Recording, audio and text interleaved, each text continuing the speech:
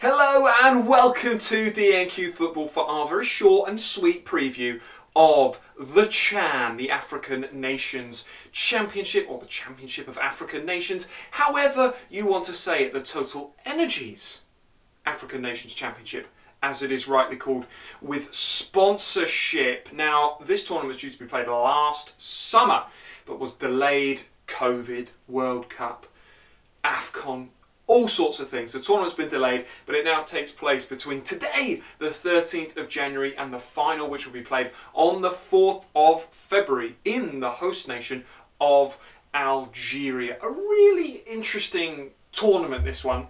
Plenty of teams taking part. There's 5 groups, but this is where it gets slightly weird because Groups A and B, they're 14 groups, and the top 2 go through from those. In fact, let me read them out for you. You've got Algeria, the hosts, Ethiopia, Libya, Mozambique. That's Group A, and that gets underway tonight with Algeria playing Libya. Quite simple, top 2 go through. Same for Group B, DR Congo, Ivory Coast, Senegal, Uganda. So a really good, tightly contested group, I'm sure, Group B. But Group C is where it starts to change slightly. Still 2 teams are going to go through, but only 3 teams in this group. Now there should normally be 4, but this group was due to be made up of Ghana, Madagascar, Sudan and Morocco, but for reasons, political reasons, and Morocco not being able to fly directly to Algeria, all sorts of stuff that we're not going to get into because we simply don't know enough about it here on DNQ, Morocco have withdrawn. And they are the current holders. In fact, they've won the last 2 CHANs. So that's quite a big deal actually. The holders, they can't retain it, they can't win it for 3 times in a row because they have withdrawn. But still, of those 3 teams of Ghana, Madagascar and Sudan, 2 are going through. Then there's 2 more groups of 3 teams, Groups D and E. Group D, Angola, Mali, Mauritania, and Group E, Cameroon, Congo, Niger. But in those groups, it's only the top 1 that goes through. So you've got 3 groups which the top 2 get through, that's 6. And then the top 2 of groups D and E, which is quite a clever way of doing it, to be honest, gets you through to a quarter final. So there will be 8 teams that progress from the group stages to the quarterfinals. Single-legged quarterfinals, semi-finals, 3rd place playoff, which I always enjoy, I always like to see, despite the fact that some people call it the losers final, which I think is a bit harsh. And then of course the final, which will be played on the 4th of February. Now how do I see this one going? It's always difficult with these tournaments sometimes because you think Algeria, you immediately think of players like Mahrez or Benrahma or players like that.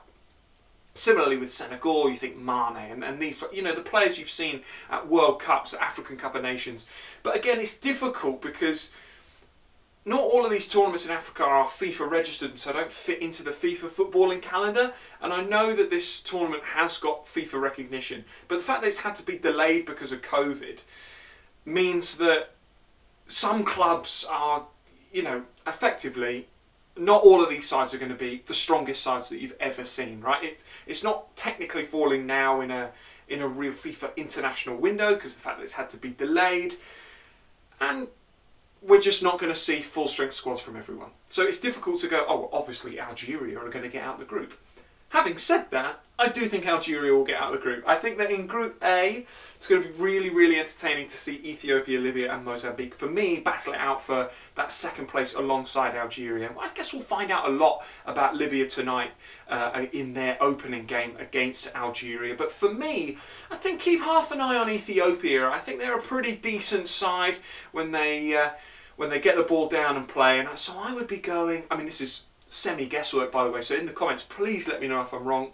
Ultimately this is another tournament I'm just excited to find out what these teams bring to the table. It's the first time we've covered it on DNQ because the last time it was played was back in 2020 before we started the channel. So if you know more about this than me, I'm not going to be offended. Drop your comments below and let me know what you think. But I think that Algeria and Ethiopia are getting out of Group A. Now Group B, this is where it's a bit of guesswork because you've got DR Congo, Ivory Coast, Senegal, but as I've already said, you're not going to see some of the Senegalese players that you're used to seeing on the world stage. So this one's quite difficult. I think Uganda have got something to prove here because there's 2 spots up for grabs and I think they'll fancy themselves causing a little bit of an upset. So Group B, I'm going to leave that one wide open for you. Not a clue who's going to get through in that one. Logic would tell me Senegal, Ivory Coast, but something tells me there's an upset coming in terms of world rankings and stuff like that, which we can't really go off for a tournament like this. But Group B could be an interesting one. Group C, Ghana, Madagascar, Sudan. We've got to say Sudan, the underdogs in that one. They've not been part of the tournament for that long. They've played in a few iterations. Obviously, there's all sorts of stuff to do with the South Sudan independence and things like that. They hosted the tournament a while ago, but it was still, I believe, one nation. So it's interesting to see how all that stuff will affect it. But Madagascar, they're a good side, even if you take away some of the players that might not be available for this one. And I'd say the same about Ghana as well. So I think it will be Sudan who will probably go out of this group. And I think with Morocco not being a part of it, Madagascar will be licking their lips and thinking, yes, we can get through to at least the quarter-final stage. And for groups D and E, of course, I've got to try and pick an outright winner. It's difficult. Angola are a good side, but again, a lot of their players might not be available for this one. Mali, Mauritania, they're decent sides as well. Mauritania have been improving recently, but I don't think they'll have enough. I'm going to go with Mali. I'm going to go with Mali to get out of Group D. And in Group E, I'm just going to go with Cameroon. I just think it's going to be Cameroon. I don't think that Congo or Niger will quite have enough, but I'm really, really excited to see those sides play. Of course, from a D&Q perspective, we are focused on the underdogs. We're focused on the smaller nations in terms of world ranking, in terms of world notability and stuff like that. So I'm going to be keeping a real keen eye on the likes of Niger, on the likes of Mauritania. Madagascar less so because they've been at AFCONs, but Sudan are definitely on the radar, and Uganda, Libya as well. Those are the teams I'm going to be focusing on, but the key question is, who do you think is going to win this one?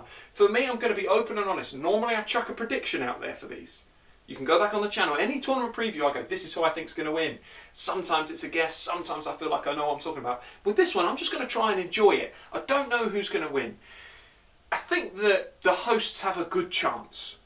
That's all I'll say. I think that the hosts will have a good chance. We're not going to get into any of the political stuff, so if you do comment about stuff that's outside of football, we're just going to remove it. We just want to keep it about footy. I think it's a real shame with some players not being able to play at this tournament for various different reasons, but we simply don't know enough to comment on that as a channel, so we will be removing comments about that sort of stuff. But nonetheless, do comment who you think is going to win, who you think we should watch out for on D&Q, and what specific games you'll be focusing on as well. Hoping to find a link to watch this one here in the UK, and if we do, we can set up some watch-alongs and really get you on the channel and chatting to us, because we love doing that sort of stuff. Thanks for watching, hope you've enjoyed. Don't forget to subscribe. We will be following this tournament closely, and check us out on socials as well, because that's where we just type away on Twitter and stuff like that. Have a good one, and as ever, excited for this one. We'll see you next time.